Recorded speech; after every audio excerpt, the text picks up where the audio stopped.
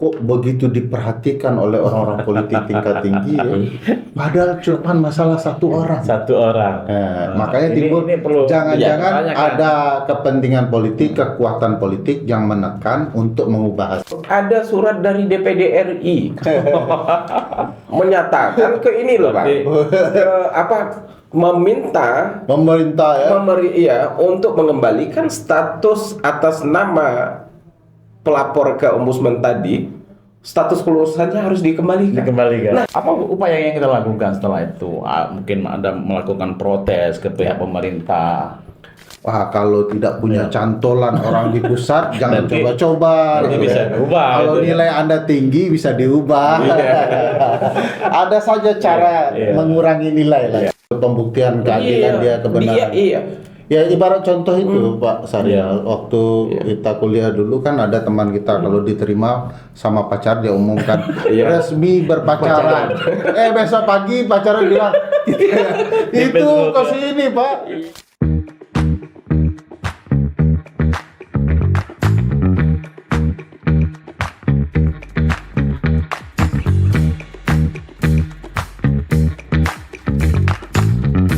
Assalamualaikum warahmatullahi wabarakatuh. Jumpa lagi dengan kita podcast Metro Jambi Angkat Bicara.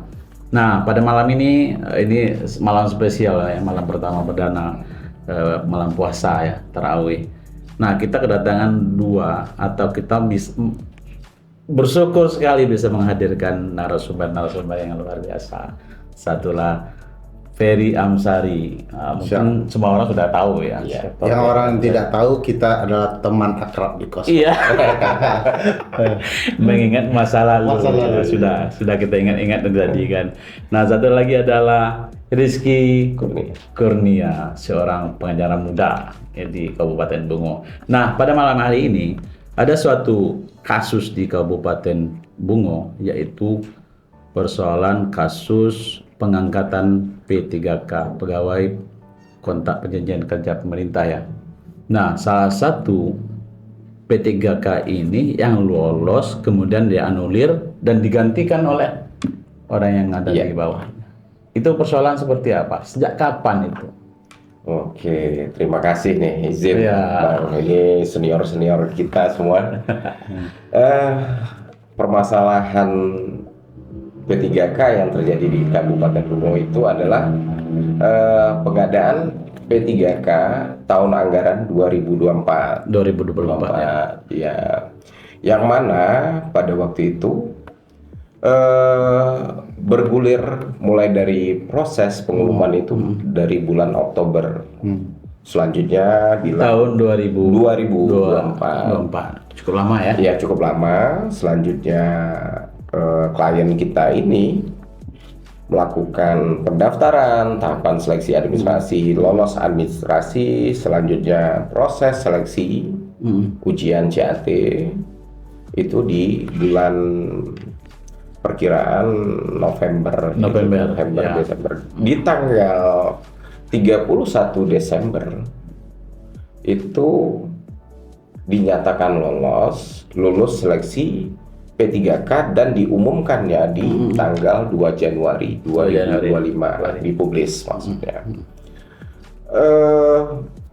Selang beberapa waktu terjadilah protes ini dari posisi peserta lain. Peserta lain istilahnya ada protes. Mereka memberikan laporan ke ombudsman. Itu berada di urutan peserta lainnya yang di bawah urutan klien kami. Nah, klien kita sendiri itu statusnya sudah honorer ya? Iya, kalau klien kita itu sudah 12 tahun. 12 tahun. Yang mulai dari tenaga sukarela, THS, 12 tahun sebagai pegawai honorer. Di tempat formasi yang direbutkan pada saat ini, pada saat itu. Nah, jadi klien kami ini dinyatakan lulus seleksi P3K itu berada di bidang tempat dia mengabdi selama 12 tahun. Itu bidang kesehatan masyarakat. Memang formasinya namanya epidemiolog kesehatan terampil. Nah, selanjutnya ini terjadinya gini masalahnya ini, peserta seleksi yang berada di bawah urutannya di bawah klien kami ini melaporkan ke ombudsman. Nah, ombudsman atas apa? Atas dasar menurut pelapor klien kami ini kepada ombudsman bahwa nilai yang diterima, nilai tambahan yang diterima itu tidak layak untuk klien kami. Nah, dengan asumsi segala macam lah. Akhirnya pelapor ini kalau melihat dari LHP yang ada di ombudsman, penyampaian LHP itu di tanggal 10 Maret ada menyatakan 4 sertifikat. Nah, kami juga kaget nih, kok bisa 4 sertifikat ini? Sertifikat apa nih?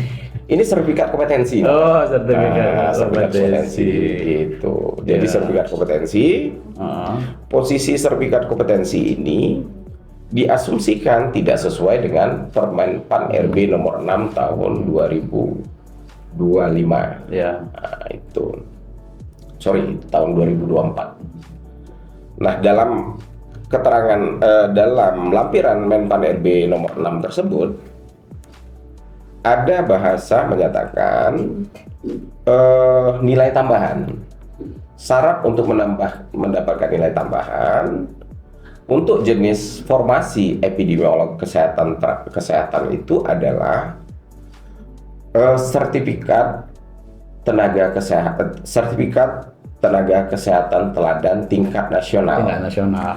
Garis miring sertifikat kompetensi dalam kurung dokumen lain yang ditandatangani oleh pejabat Kementerian Kesehatan yang berwenang. Bukan pemerintah setempat ya? Bukan.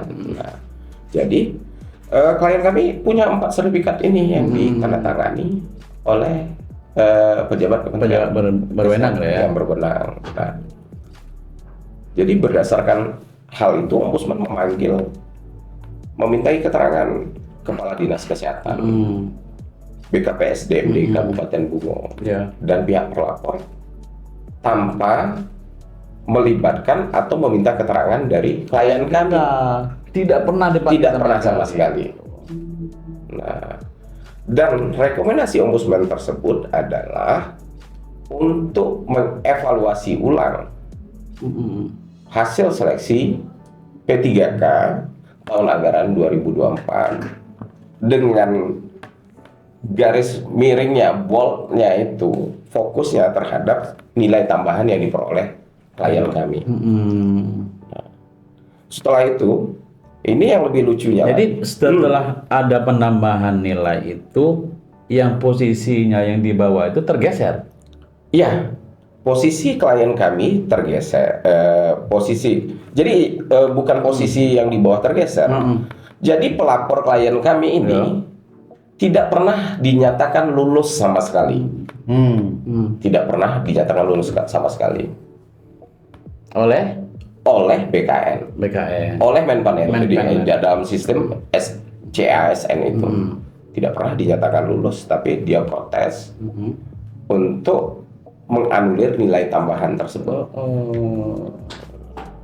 Itu. Dia mengajukan ke ombudsman keberatan. Iya, ke ombudsman keberatan.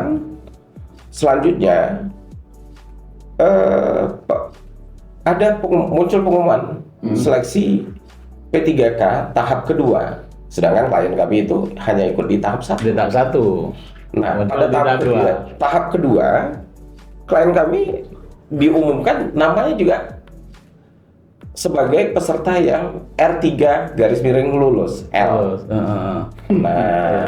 Gitu. Jadi ini agak aneh lah kalau menurut kami kan.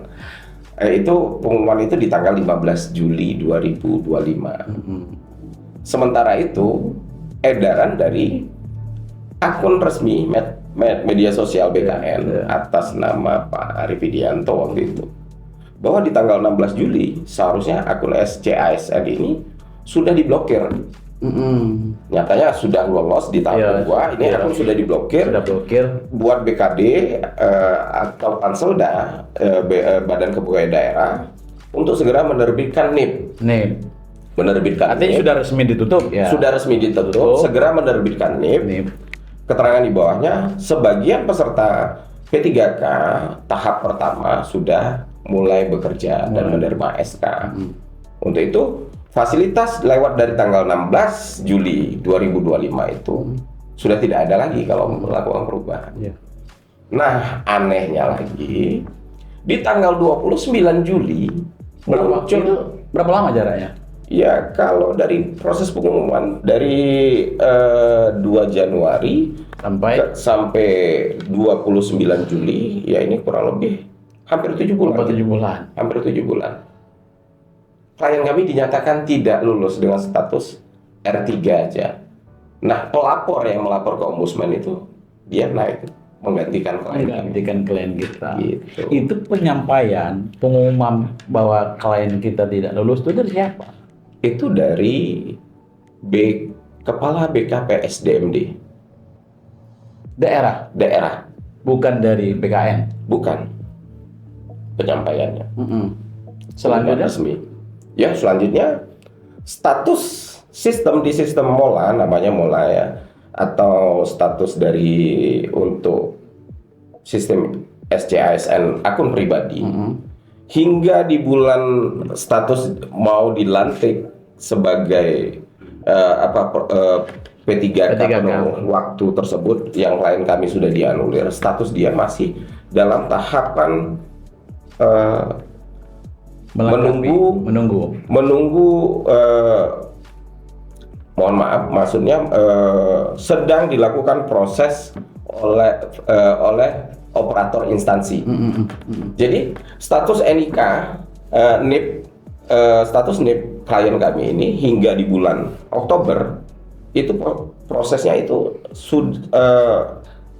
NIP-nya itu masih dalam proses menunggu verifikasi atau disetujui oleh instansi, operator instansi. Sedangkan pengangkatan P3K pada waktu itu dilakukan di tanggal 31 September. Nah, gitu. Jadi menurut kami ini memang dengan peristiwa-peristiwa yang terjadi ini ada kemungkinan sistem ya. Ya, kita itu makanya ada pada waktu itu yang salah atau ya, memang ada sistem yang atau sistemik. Jadi yang bisa lebih menjelaskan itu secara keilmuan mungkin, makanya kami berdiskusi lah dengan Bang Peri waktu itu. Kami minta Bang Peri bantu dong kami, ini ada permasalahan di Bungo nih, gitu kurang lebih. Nah, setelah tahu, ya kan kita tahu nih bahwa nama si klien kita sudah dihapus. Apa upaya yang kita lakukan setelah itu? Mungkin ada melakukan protes ke pihak pemerintah. Pada saat pengumuman yang terakhir ini, yang tanggal 29 Juli itu, dalam judulnya itu pengumuman SK afirmasi namanya. Mereka menghilangkan nilai afirmasi itu tadi. Kami 21 hari berikutnya, jadi dalam Undang-Undang Administrasi Negara, kami bisa melakukan upaya administratif berupa keberatan 21 hari kerja, tepatnya di tanggal 25 Agustus.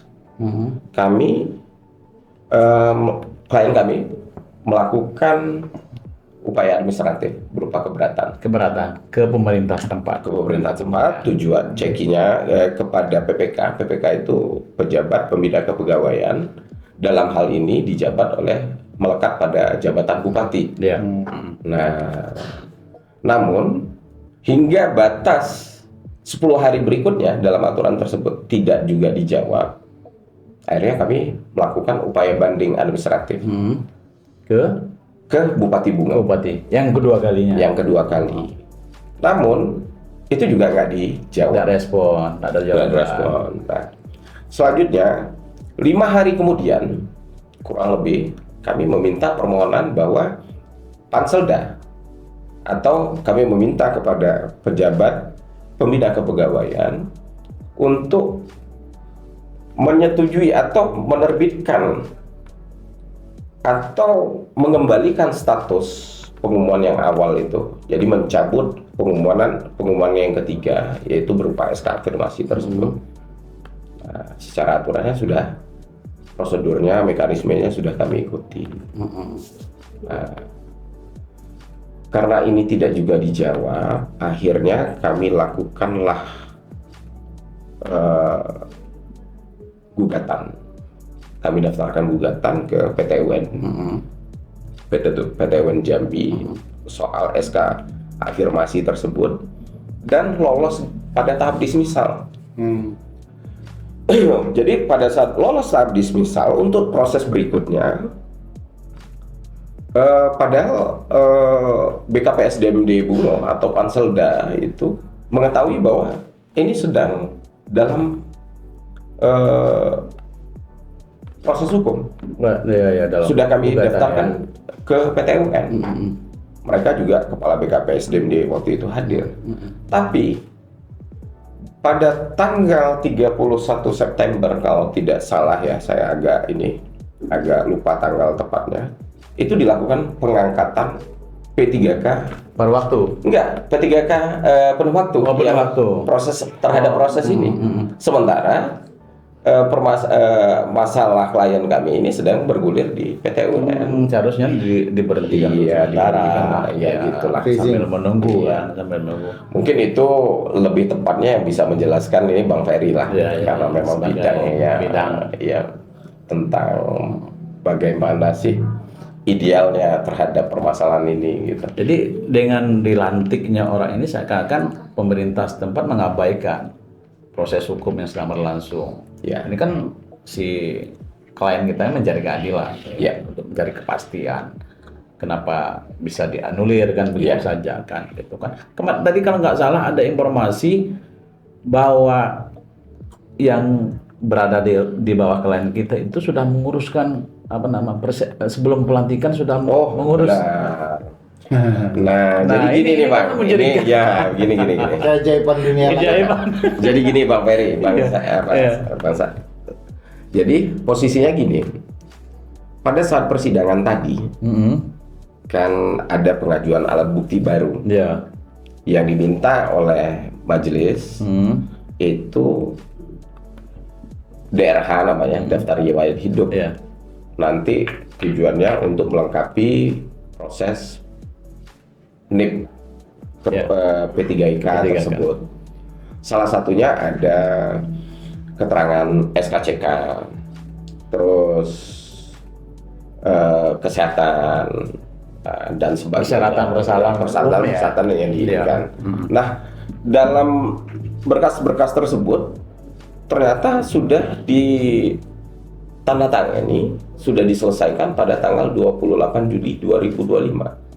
Sementara pengumumannya baru ada dia dinyatakan lulus.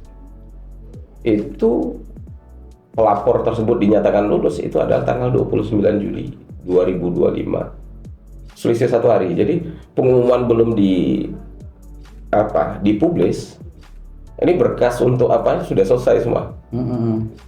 Daftar riwayat hidup untuk calon P3K udah selesai dan sudah selesai. Ya, untuk segera diupload gitu.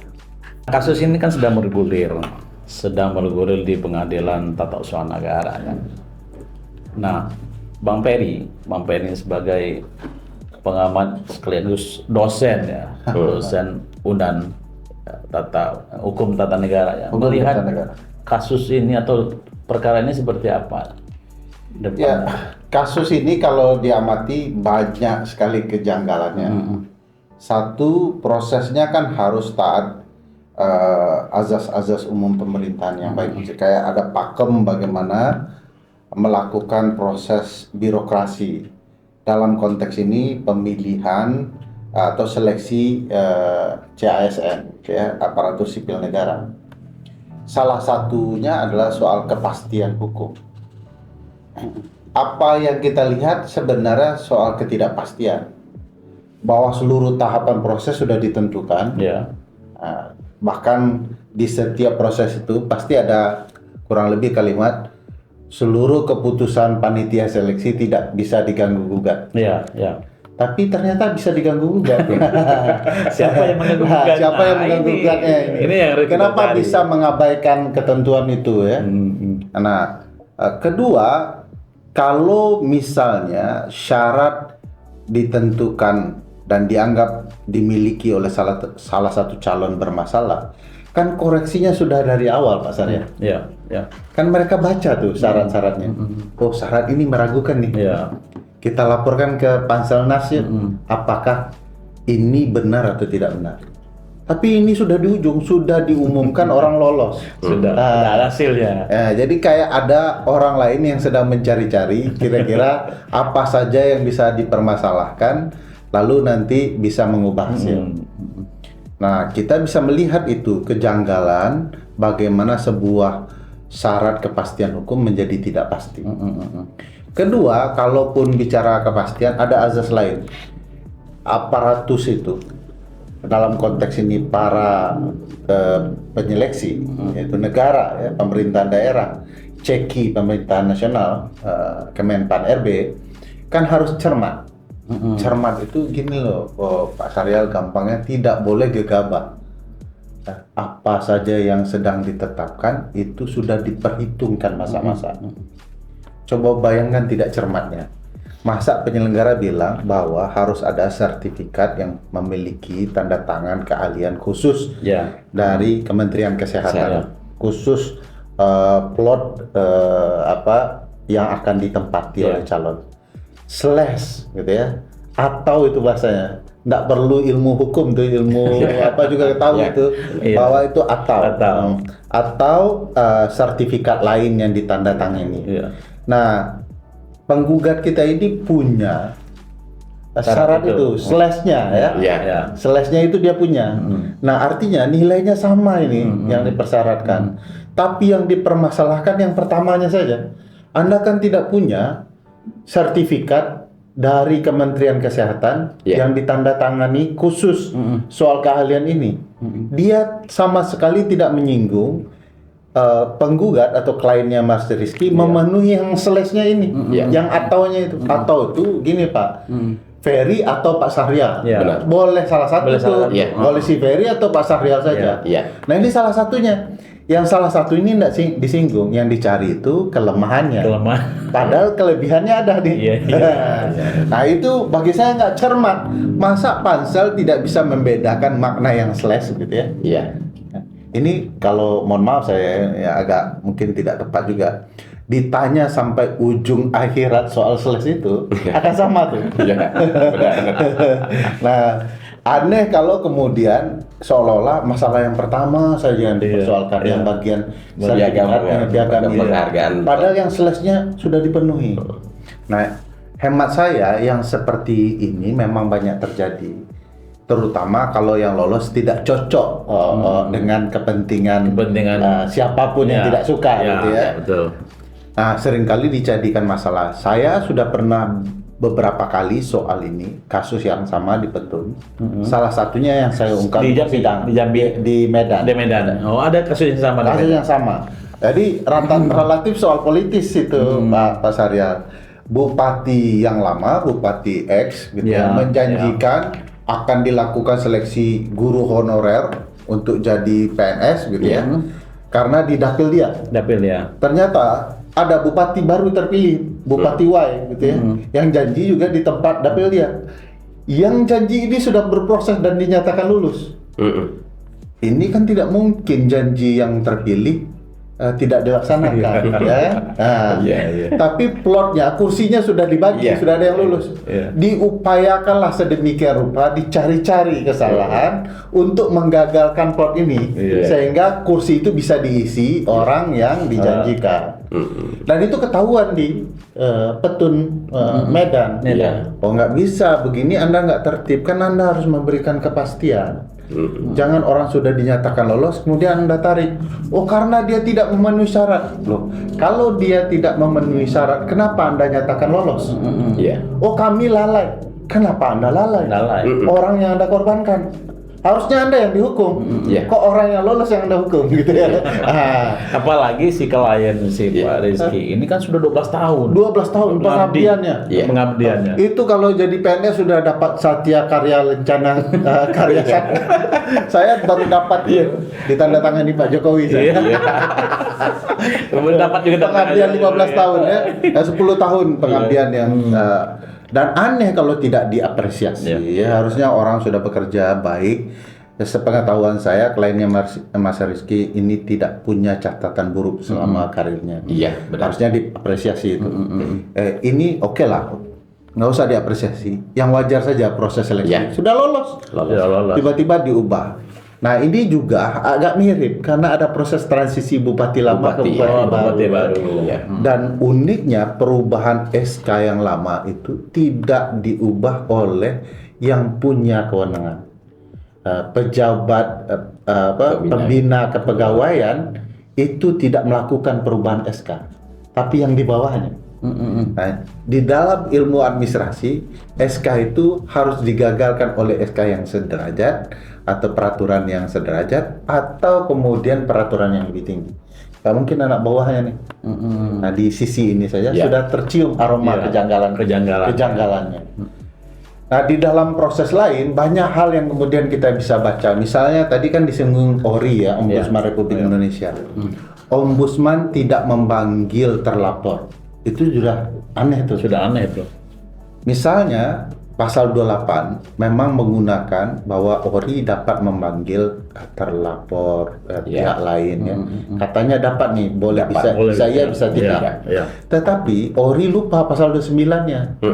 Pasal 29 itu mewajibkan ORI untuk bertindak imparsial, adil, berimbang, ya, tidak memihak, anti diskriminasi. Kalau dia tidak panggil terlapor, tidak memanggil pihak-pihak lain, diskriminasi sudah tuh Pak. Keputusan sepihak. Tidak imparsial itu. Dia harus imparsial, harus berimbang. Dalam batas penalaran yang wajar, ini orang sudah di-SK, dinyatakan lulus, mau dibatalkan. Yang dipanggil hanya pelapor, dia nggak ditanya. Logikanya gimana tuh Pak? Jadi bagi saya cacat logika sudah banyak. Nah, ORI kan tugasnya memperbaiki proses layanan publik secara administrasi. Dia mantau nih penyelenggara layanan publik.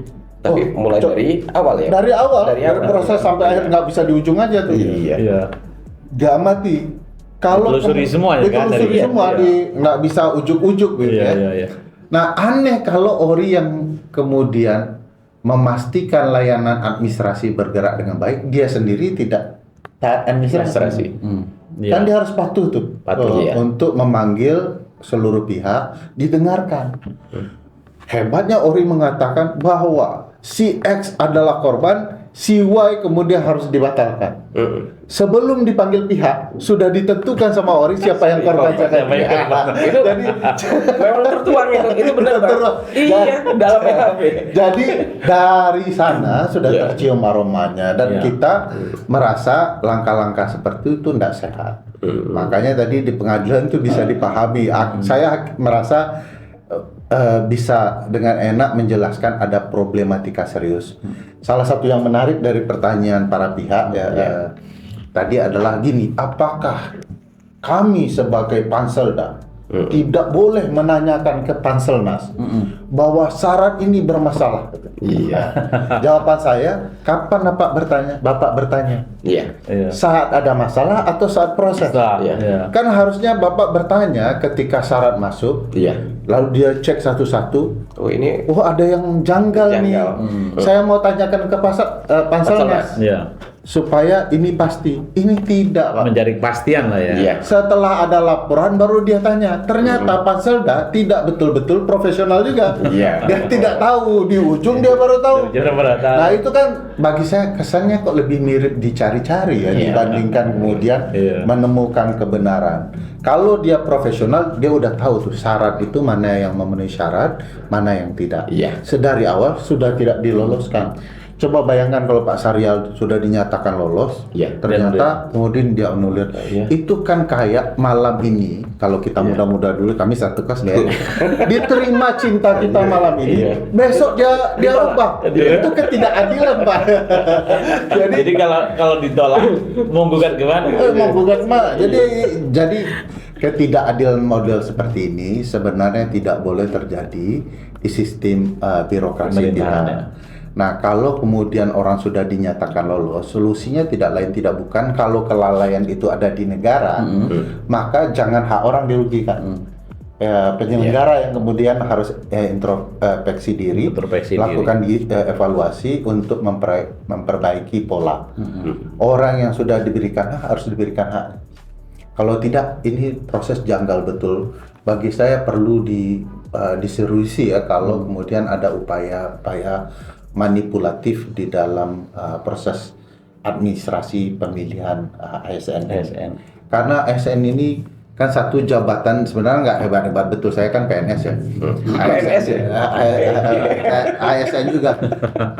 Cuma ASN ini jelek-jelek begini. ASN yang kritis. Yang kritis. ASN itu jelek-jelek begitu kan ada seragamnya, jadi rebutan itu. Jadi sebenarnya ini lebih kepada faktor bagaimana orang mengabdi kepada negaranya lebih besar. Nah, orang mengabdi kepada negara lebih besar itu kan sayang kemudian di Cikarawi, ini bahasa Cikarawi, ini bahasa Minang nih, diganggu, dirusak begitu ya, dengan hal-hal yang menurut saya tidak sehat. Sedari awal sudah terasa si aromanya. Rizky diskusi dengan saya, wah ini memang ada kasusnya nih. Ini yang lebih menarik lagi. Ternyata kami ini kan nggak tahu selaku PH-nya dari klien kami. Ternyata pada saat Inzaghi, kami pengecekan alat bukti dari pihak tergugat dan pihak intervensi, kami menemukan di situ ada surat dari DPD RI menyatakan ke ini loh, Pak. Meminta pemerintah untuk mengembalikan status atas nama pelapor ke ombudsman tadi, status kelulusannya harus dikembalikan. Nah, sementara Panselda atau BKD belum pernah menyatakan dia ini lolos. Nah, ini loh, Pak. Nah, itu menarik ya. Kasus di Kabupaten Bunga menjadi perhatian anggota lembaga negara pusat ya. Padahal kewenangan juga tidak soal mengurus seleksi pegawai. B3K ya. Ini salah satu anggota DPD. Itu kan jadi kebaca ada politik. Biasanya kalau di dunia politik kan ada semacam mencari dukungan. Mungkin salah satu ini salah satu dukungan. Mencari kekuatan orang kuat. Tapi kalau itu kan dalam itu sebenarnya tidak dibenarkan. Ya mungkin Bang Ferry tadi sudah juga menjelaskan hal itu. Kewenangannya ada di sana, tiba-tiba dia ikut. Pertanyaan besarnya siapa orang ini? Apa kemudian kasusnya? Kok begitu diperhatikan oleh orang-orang politik tingkat tinggi ya? Padahal cuma masalah satu orang. Makanya timbul jangan-jangan ada kepentingan politik, kekuatan politik yang menekan untuk mengubah hasil. Tapi kalau dilihat dari modus-modus kejanggalan-kejanggalan ini sepertinya ada istilah dulu kan, ada ordal ini, yang bermain. Itu yang hendak dibuktikan di dalam persidangan. Kalau soal ordal ya. Jadi kalau kita lihat dari timeline peristiwa yang terjadi, ini kok lempeng banget. Dia itu istilahnya kayak kerangka berpikirnya dalam mulai dari LHP Ombudsman sampai keluarnya SK afirmasi yang menyatakan klien kami tidak lolos itu sepertinya sebuah desain. Sepertinya yang kami tapi hal ini harus kami buktikan di pengadilan persidangan nantinya. Soal gugatan kita di Petun, apa yang kita harapkan dari putusan ini? Harapan kami pada putusan ini yaitulah mengembalikan hak klien kami. Harapannya pada garis besarnya seperti itu. Dalam petitumnya juga kami meminta pada PPK atau melalui pengadilan untuk merekomendasikan, memerintahkan PPK, pejabat pembina kepegawaian, menganulir dari SK pengangkatan P3K yang sudah diterbitkan tersebut terhadap. Tapi dalam sistem yang tadi sudah enggak ini lagi ya begitu ini. Karena gini, klien kami ini sebenarnya pada beberapa bulan yang lalu ada operator dari BKD yang mengurusi P3K paruh waktu. Nah, pada saat itu menghubungi klien kami mengatakan, Mbak ini kok datanya nggak ditemukan? Ya. Sudah mengakhiri DRH atau enggak? Iya. Dijawab sama klien kami, saya ini kemarin Mas lulus P3K penuh waktu, bukan paruh waktu, katanya. Coba tolong kirim screenshot pengakhiran DRH yang paruh waktu. Akhirnya dikirim. Setelah itu, oke, ini nanti saya jadi note ke BKN. Taunya dari pihak klien kami ada perwakilan menemui kepala BKP SDMD Kabupaten Bungo. Dia menyatakan nih data klien kami ini sudah pernah digunakan. Nah, kalau kayak gini, ini yang terjadi, berarti plotnya ini atau kecurigaan yang kami sangkakan, prasangka awalnya, ya kan, berprasangka. Berdasarkan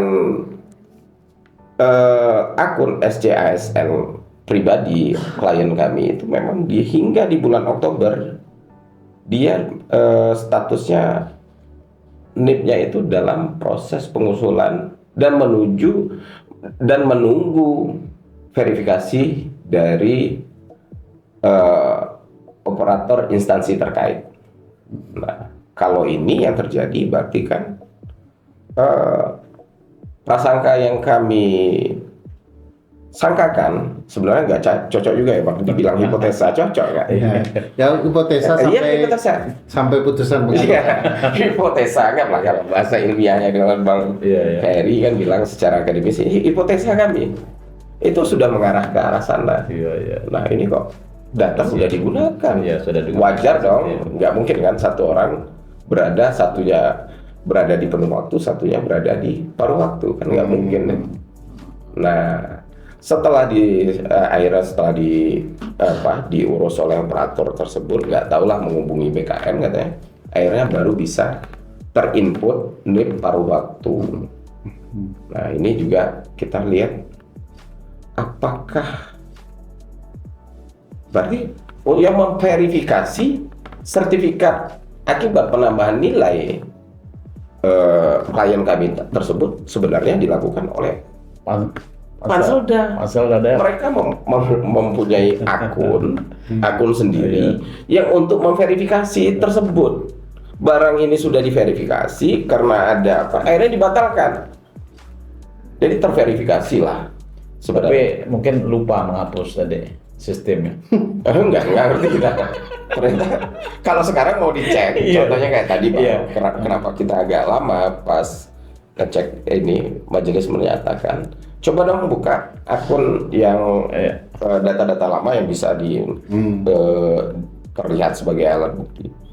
Ternyata di situ yang hanya untungnya klien kami punyanya cuma screenshot. Kalau status sekarang dibuka akun tersebut, statusnya paruh waktu. Data penuh waktunya sudah nggak ada lagi. Sudah nggak ada lagi, sudah dirapikan ya. Iya, itu kurang lebih seperti itu. Tapi dengan persidangan selama ini, mungkin keyakinan kita sejauh bagaimana terhadap fakta persidangan yang kita ajukan oleh klien kita? Kalau keyakinan, ya kami berdiri ini di atas keyakinan, makanya bisa jauh sampai saat ini. Kami kurang lebih sudah melewati ini.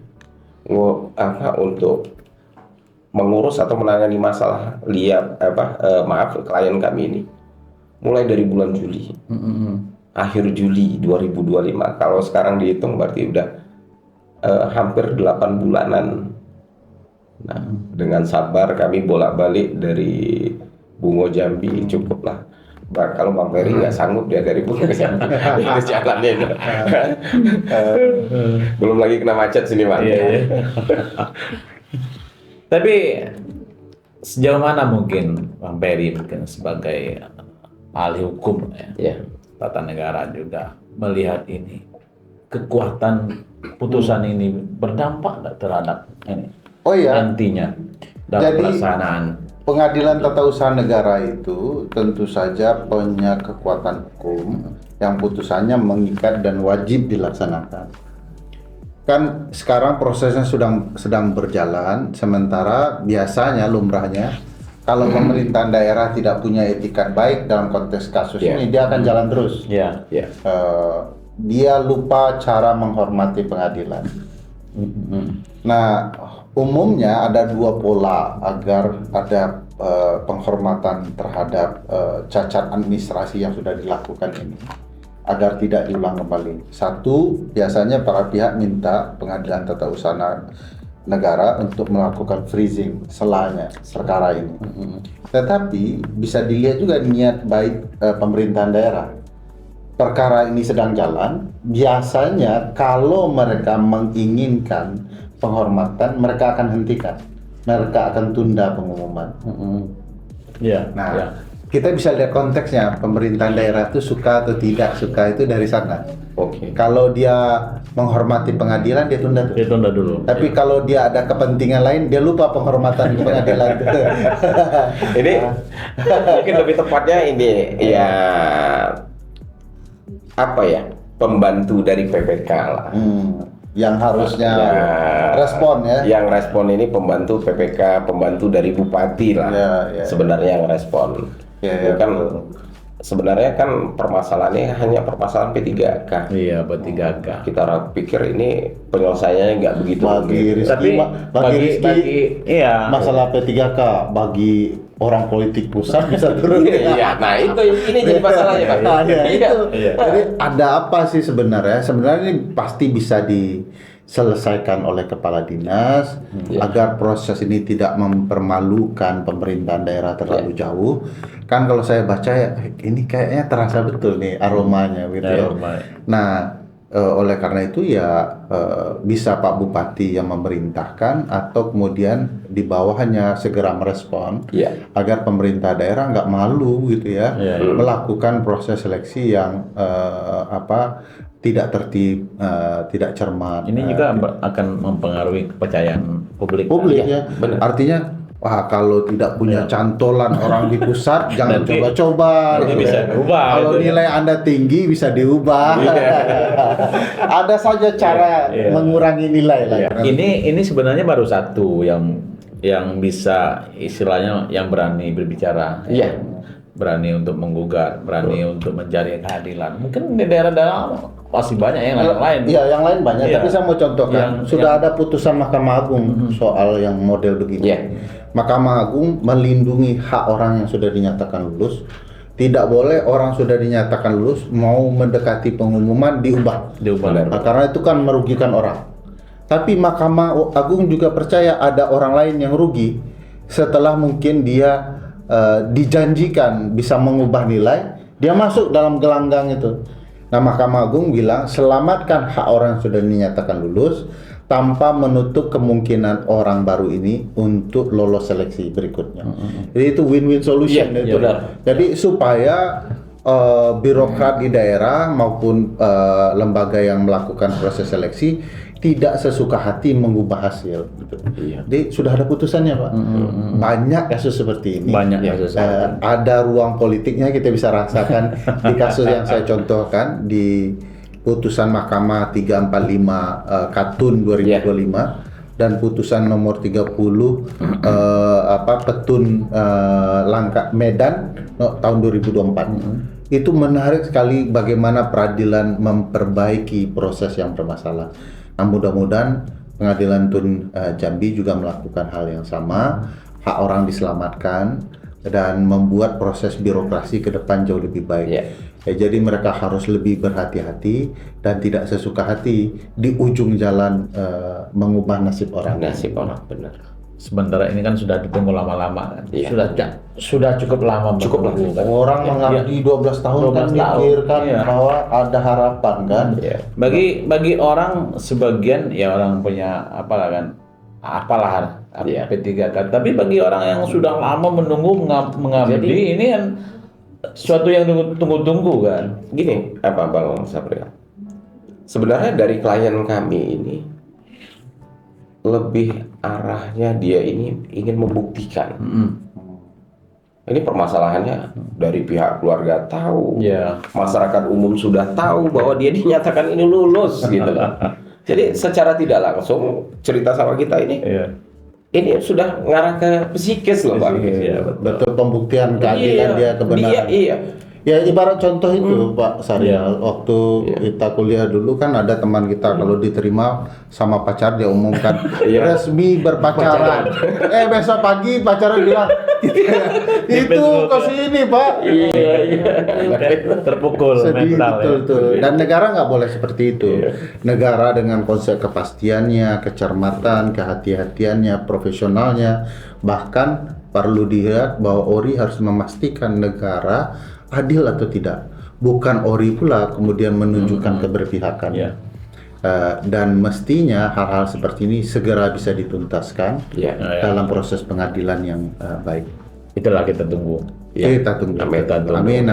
Dan memberikan keputusan yang seadil-adilnya ya bagi kedua belah pihak ya kan. Terima kasih Bang Peri yang Sama-sama, luar biasa. Pak Saryal. Jauh-jauh sudah hadir menghadiri Diperintahkan kawan kos. jauh-jauh sudah menghadiri undangan kita di podcast Metro Jambi. Ini sengaja kita angkat untuk memberikan pencerahan bagi P3K yang lainnya yang mungkin mengalami hal yang sama. Jangan takut ya. Iya, jangan takut, harus berani menjadi keadilan. Iya. Rizky juga terima kasih Bang Peri, luar biasa hari ini sudah hadir di podcast kita. Subscribe. Yang luar biasa, terima kasih tamu ini undangan kita yang sangat spesial sekali hari ini. Terima kasih, jangan lupa tonton podcast Mentor Jambi. Selamat bertemu kembali di minggu depan. Terima kasih. Assalamualaikum.